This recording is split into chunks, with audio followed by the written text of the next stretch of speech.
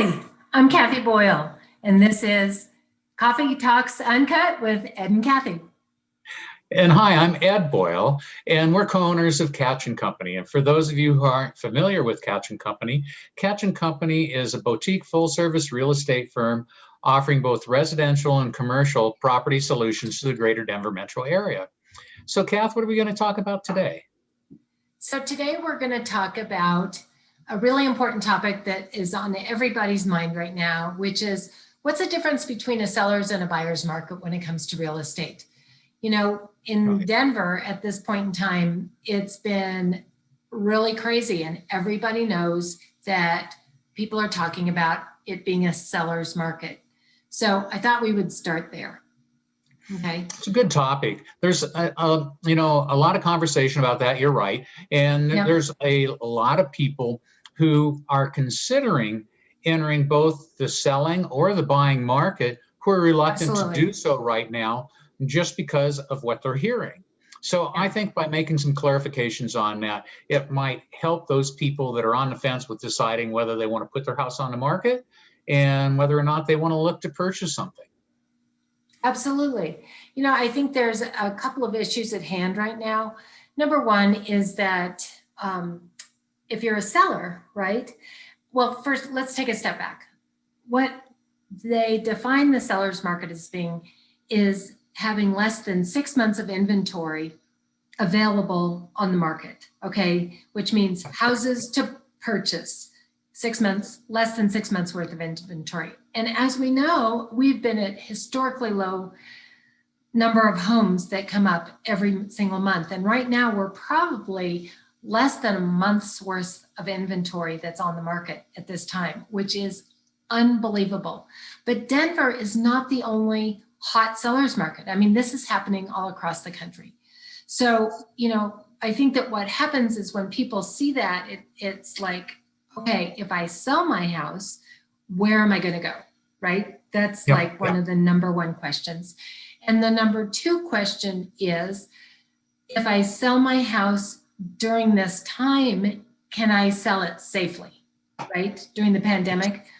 Yeah. Because people are afraid of having people come into their homes and walking through. And so those are kind of a couple of issues that are top of mind for sellers. So do you want to comment on that? Yeah. You know, I think that the pandemic has caused a little of this, but it was occurring before at that time.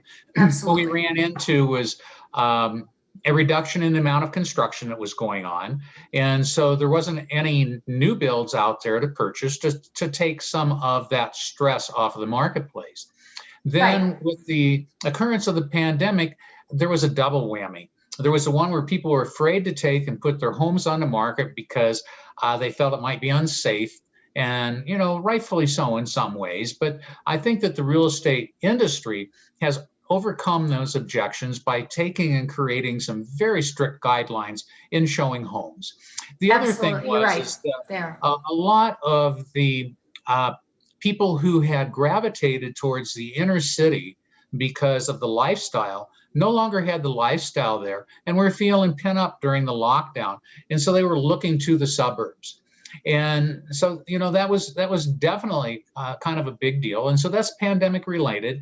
And then the other one to go with that is baby boomers, who are right now going to be the individuals who may be right sizing because their empty nest was turning into a full nest as their children came back home.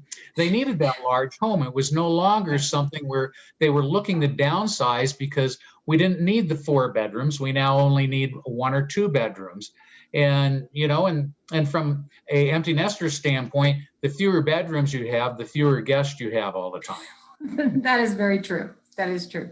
Less people can come into your home. Yeah. Exactly. So what we have to look at is that truly is what a seller's market is. And as we take and get to that's a tough word. Neutrality. Yeah. There you go. As we get there, that starts to be a very even market. And then as there becomes a glut of homes on the market for sale, that's when it becomes a buyer's market. And of course, we haven't experienced that in quite some time. And so where we are today is Uh-huh. that while it is a seller's market, Right. there are definitely still opportunities out there to purchase. But I really think that you need to have a professional that can think outside the box. And if you do Absolutely. that, it is possible to go ahead and to be able to find yourself the right home for you and at the right price. I totally agree. And I think that is the same whether you're on the buying or selling side, because I think that a lot of buyers are getting nervous because there's so many houses that are unavailable and that um, they, oh, just lost my train of thought is the phone ringing. But also that they're going to lose out on any quote bidding wars that tend to come up. But as you said, all of it comes back to having a good, reliable real estate professional that can help you navigate what's going on in the market and help you be successful in any transaction. So that's a great reason to call us. Yeah. You know that one additional thing to remember is that with interest rates Yeah. so low, you have a Yeah. tremendous incentive to take and to be out there purchasing. And quite frankly, for the seller, they get an opportunity to both sell their home when it's desirable and to turn around and purchase and have really advantageous interest rates. And so the Right. thought is that even if you have to pay slightly more than what you thought you would have to pay for a house because of the low Right. interest rate, your payments are going to be relatively low anyway and wouldn't be as high as what they might be when the market stabilizes and the interest rates go up. Well, that's true. I mean, the other point though is that, you know, interest rates are going up a little bit each month. So earlier in the year is a better time to think about buying and selling as to put it off and wait, for sure.